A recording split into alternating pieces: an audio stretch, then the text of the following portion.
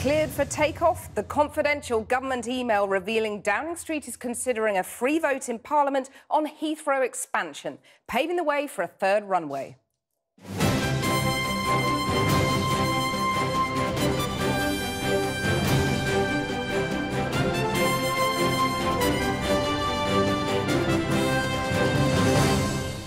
Good evening. It is yet another astonishing breach of government security. A video of a senior Cabinet Office official reading highly sensitive documents about the Heathrow third runway in full view on the London Underground. What anyone glancing over her shoulder would have discovered, as we did, is that Number 10 is thinking of giving MPs a free vote on the momentous decision. The Prime Minister herself is sceptical, but Heathrow bosses claim there's overwhelming parliamentary support for expansion. So will it now, after years of delay, finally happen? Also tonight, sentenced, but what's the crime? The British-Iranian woman jailed for 5 years in Iran on secret charges. Having already missed a fifth of her daughter's life, she's told her husband she can't bear it any longer. And the woman hired and fired by the government as its mental health czar gives us the report she would have handed ministers, accusing them of failing a generation of children. So one major infrastructure decision postponed now is Theresa May passing the buck on another, giving MPs the final say. Tonight, this programme has seen a government document which reveals its thinking on how to deal with ministerial divisions over the expansion of London's Heathrow Airport.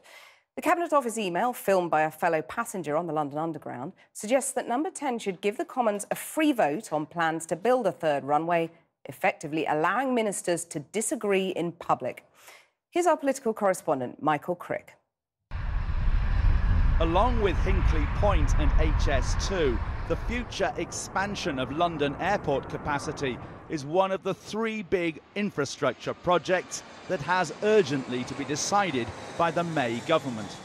But the choice between a new runway at Heathrow, as recommended by the Davis Commission, or at Gatwick, is the most fraught politically.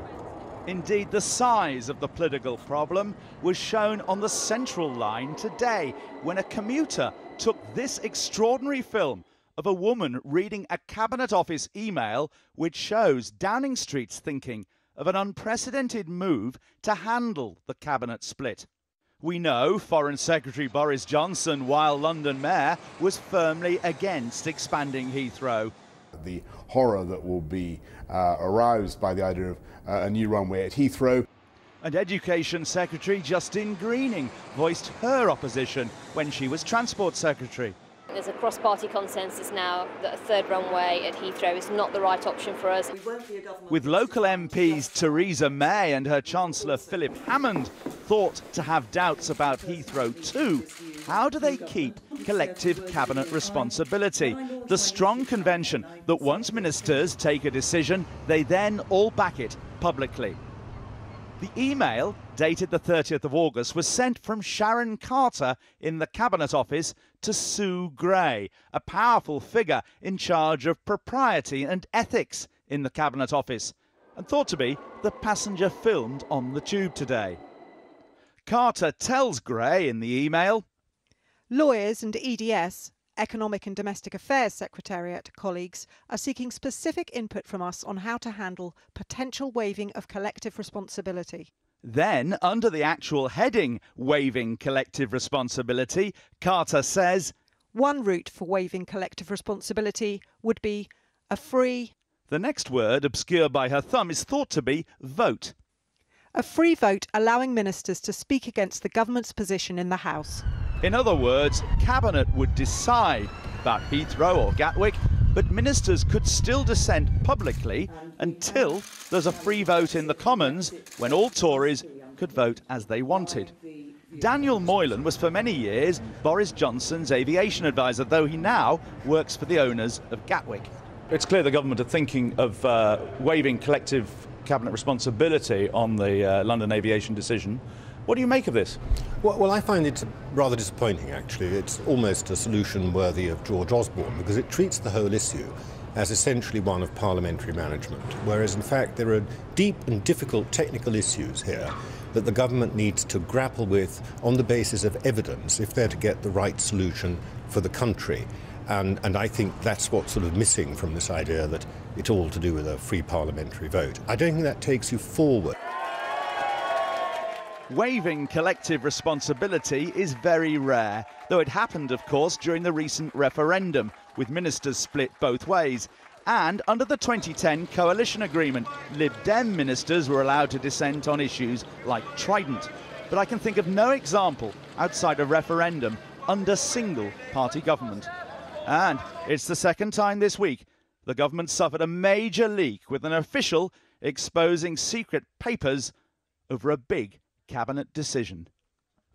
Well, Michael joins me now. Let's start where you left off there on the security breach. It's pretty embarrassing, isn't it? It's extraordinary. I mean, this is happening all the time now. Twice in a week on two big decisions. And these are, serious officials who are handling these documents in public. On Tuesday, we had the Permanent Secretary, Jonathan Slater, at the Department for Education on grammar schools. Today, what appears to be Sue Gray from the Cabinet Office, the woman in charge of propriety. And it's extraordinary that this happens again and again. And now they're also thinking of relaxing cabinet responsibility for the second time. All of this on a day when Theresa May is making her first big domestic speech on the issue of education, full of interesting ideas and suggestions, particularly on the question of grammar schools and selection, offering another £50 million to help existing grammar schools expand, and also saying she wants to create more grammar schools, as we can see. The debate over selective schools has raged for years. But the only place it has got us to is a place where selection exists if you're wealthy, if you can afford to go private, but doesn't exist if you're not. It is completely illogical to make it illegal to open good new schools. Well, let's look at the parliamentary figures on both Heathrow and grammar schools. What does it look like? Tell us. Well, on the grammar schools thing, the SNP probably wouldn't vote because it's an English issue or even be allowed to vote.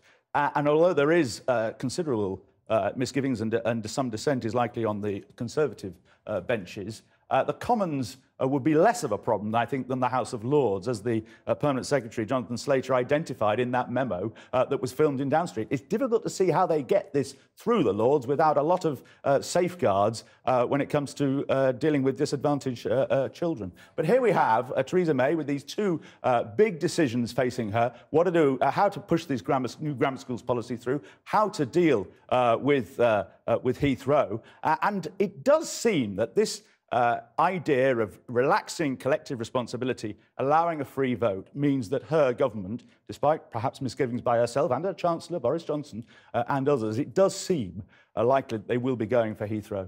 Michael, thanks very much. Well, let's talk some more about that. With me now, the Conservative MP Kwasi Kwarteng, whose constituency, Spelthorne, borders Heathrow, a major employer for his residents. And a few miles north of Heathrow, we're joined by Labour's Shadow Chancellor, John McDonnell, who's MP for the local constituency of Hayes. And just to warn you, there is a slight delay on the line to Hayes. Kwasi Kwarteng first. Thank you very much for coming in. Thank you. Let's deal first with this leadership question, because by giving a free vote, Theresa May would really be abdicating leadership, wouldn't she? I don't think that at all. I mean, Heathrow is a very specific case. We had a government white paper, I think, 13 years ago under the Labour government about the third runway, and we're still in a position where we haven't made a decision. Well, you've only... either one way or the other. OK, but you've only just agreed to disagree on the EU referendum. Now here's another policy where you're all going to be voting different ways. People have... That's pretty dysfunctional, isn't it? I don't think it is at all. I mean, people have very publicly stated views within the cabinet. Boris Johnson has made no attempt to hide his position on the third runway. Other ministers, possibly, I don't know her view, but other ministers have within the cabinet have expressed very strong views in favour of it. And it's a question which no government has made a decision on. We had governments from 2003 who have had different views on this one question. So I think having a debate in the House, if that's what's going to happen, it isn't an unreasonable thing to do. Right, let me put some of that to John McDonnell. The Heathrow boss says that there is an overwhelming parliamentary support for expansion of Heathrow. Do you fear that this free vote means that it will happen? My own view is that whatever the House of Commons vote is, the proposals on Heathrow will be defeated in the courts because of the inability of any government to override the issues with regard to air pollution and the environmental impact. But to be frank, the government on this issue seems to be in absolute chaos. On free votes, it's usually for major constitutional matters or moral conscience issues. Often an individual MP will be given a waiver because of their constituency interest, and I speak as the constituency MP for Heathrow, and I would have expected a proper debate and then a vote, but to have a free vote in this way means that virtually every major infrastructure project people will be demanding a free vote, and on other issues, why not grammar schools? Why not every other major policy issue? So on this one, it does look as though the government, even in these first few weeks the Prime Minister's reign, is in chaos. OK, well, what is some chaos in your ranks too, aren't there? Because on this issue, can I take from what you've said that you're not going to be giving your troops a free vote, that they're going to be whipped to vote against Heathrow expansion? I'm speaking as the constituency MP. That will be a matter for the Parliamentary Labour Party to take a view. But you would expect, in normal circumstances on a major infrastructure project, that the government comes forward with a view. Yes, individual constituency MPs will be given a waiver, usually because of the impact, so they can fight for their constituencies. But you'd expect a view coming forward from the government if it's going to lead the country. On this issue in particular, it will mean that, as I say, virtually every environmental issue, every infrastructure project, every major issue like grammar schools, other elements of policy that will become forward that is seen as major significant decisions by the country, for the country, it means free votes will be demanded. But you've just leaked in this way just demonstrates sort of chaos in government. Mr McDonnell, you just accepted that you might also give your MPs a free vote as well. Well, it will be a matter for the Parliamentary Labour Party, but as I say, normally you'd expect an administration, either in government or in opposition, to come forward with a view. Of course, as I say, there'll be waivers for individual constituency MPs who have a particular concern to protect their constituencies, but demonstrating leadership on issues like this is quite important. As I say, every issue now before Parliament, people will be demanding free votes. If you move it beyond constitutional or conscience matters, chaos ensues. Chaos is ensuing. It's set a precedent. I think this is a vastly exaggerated story. We have an airport which we've had a debate raging for 13 years. It's a completely unprecedented situation where we had a white paper in 2003 and we haven't managed to make any decisions. And it wasn't just a party issue. I mean, the Labour Party for 7 years sat on that white paper. We've had the Davis Commission. There were various other debates. And I think if the story is true that there will be a debate in the House of Commons, I don't think that's an exceptionally extraordinary thing. You say it's exaggerated. It's pretty embarrassing, isn't it, to have another leak? I mean, this keeps on happening. The leak, I mean, I'm not privy to how the information is gleaned. I mean, it's not something which obviously is desirable. But I think John McDonnell to say that the government hasn't shown leadership when we've had initiative on grammar schools, we've had a very bold decision to postpone Hinkley Point. The Prime Minister has made a very, very good start.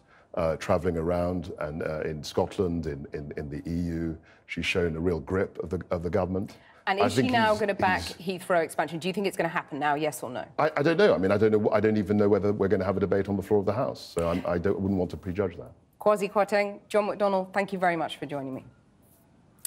Now, a British Iranian woman has been jailed for 5 years by Iran's Revolutionary Court on charges that remain secret. Charity worker Nazanin Zaghari-Ratcliffe has already spent 150 days behind bars after being accused of plotting to topple the regime. In a phone call to her husband, she called the sentence ridiculous. More than 800,000 people have now signed a petition demanding her release. Simon Israel reports. The 37-year-old British-Iranian mother has been in prison in Tehran since April.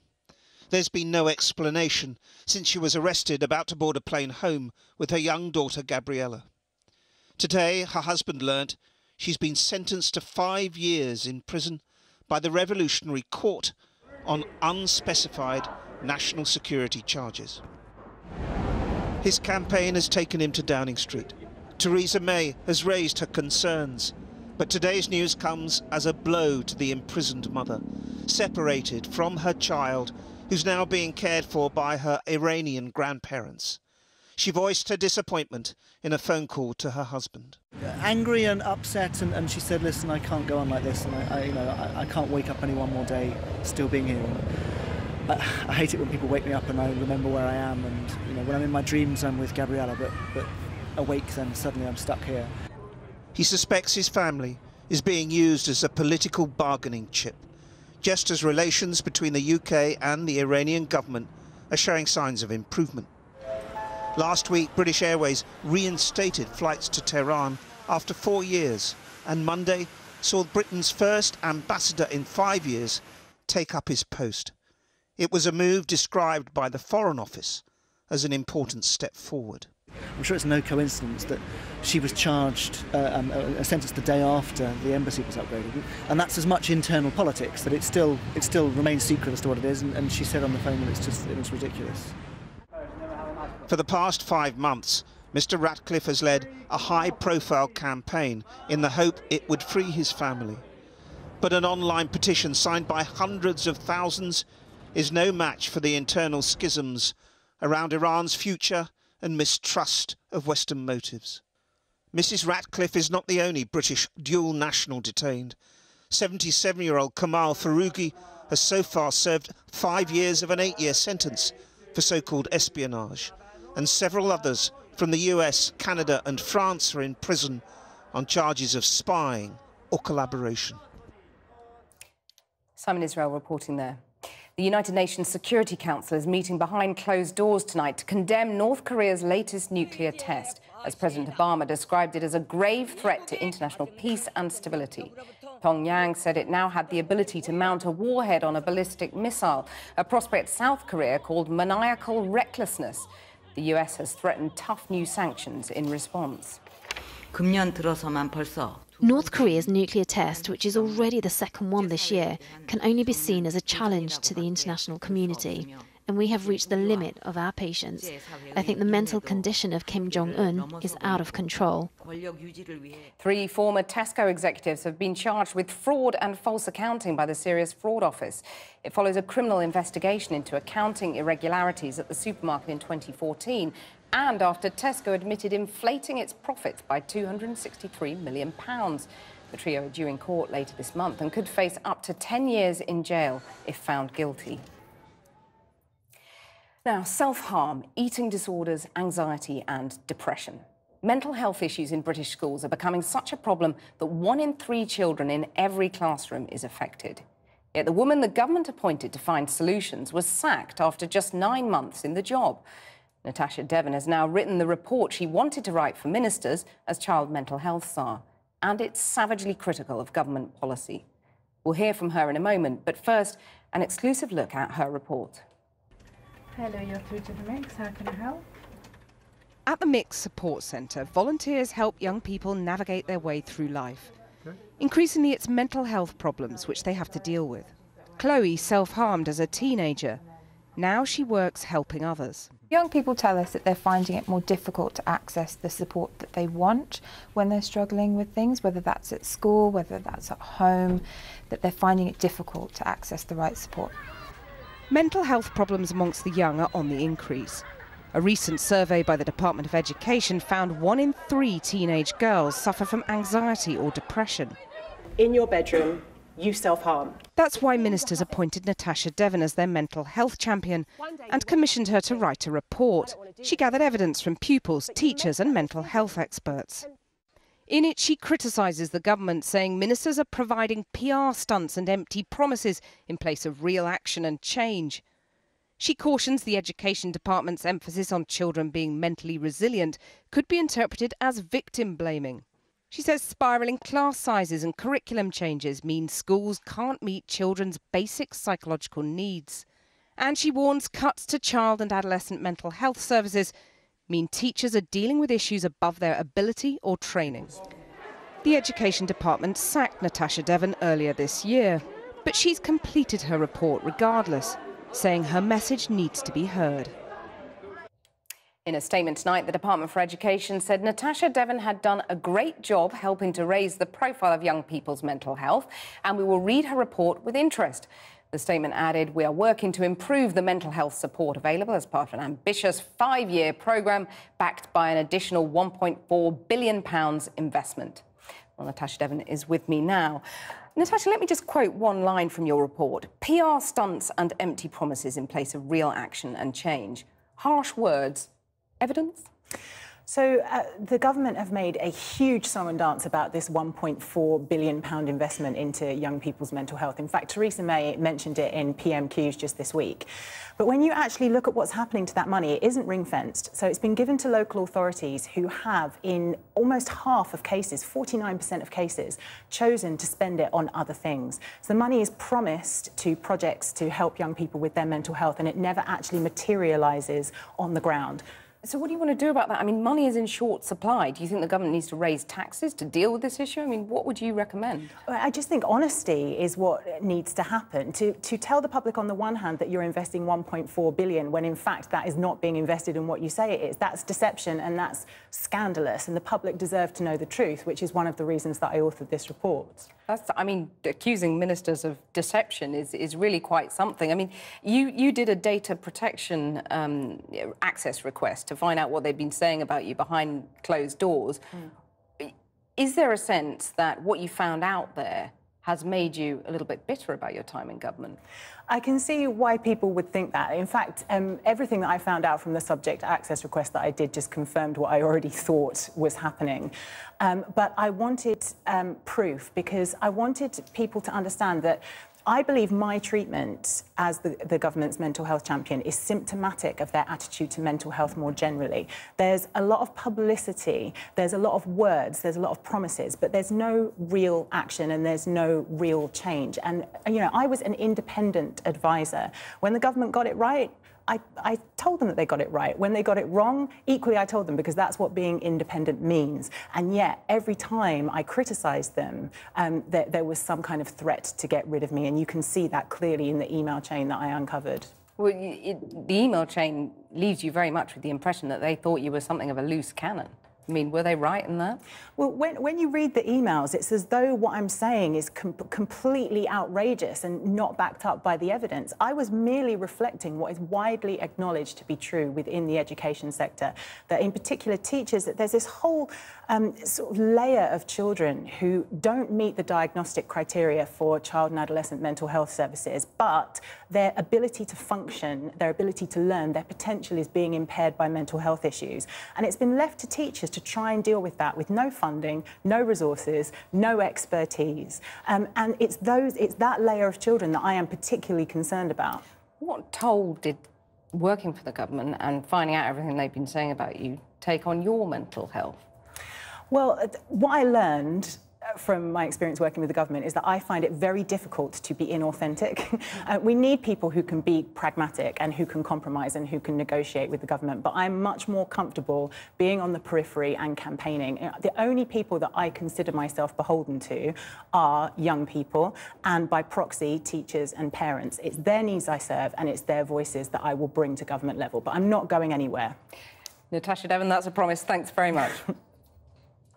Now, it's been another winning day for Paralympics GB. On day 2 at Rio, the team now has 15 medals, including 6 golds, putting it second in the medal table behind China. Paracyclist Sophie Thornhill and pilot Helen Scott won gold in the women's B1000-metre time trial in a Paralympic record time.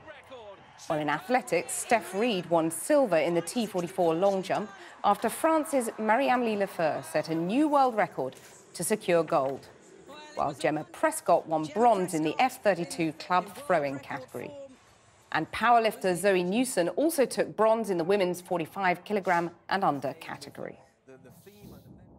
Tonight's main news, this programme has seen a confidential government email which reveals its thinking on how to deal with ministerial divisions over the expansion of London's Heathrow Airport. The Cabinet Office note, filmed by a fellow passenger on the London Underground, suggests Number 10 should give MPs a free vote on plans to build a third runway. Finally, tributes have been paid for the Jamaican musician who pioneered ska music in the 60s. Prince Buster was the first Jamaican to get a top 20 hit in the UK and provided inspiration for a generation of musicians, including the Specials and Madness. We'll leave you with some of his music. Good night. In this corner, weighing 125 pounds, is King Edwards who lost this show. And in this corner, weighing weighing 125 3/4 pounds is stupid the Trojan, not recognized anymore.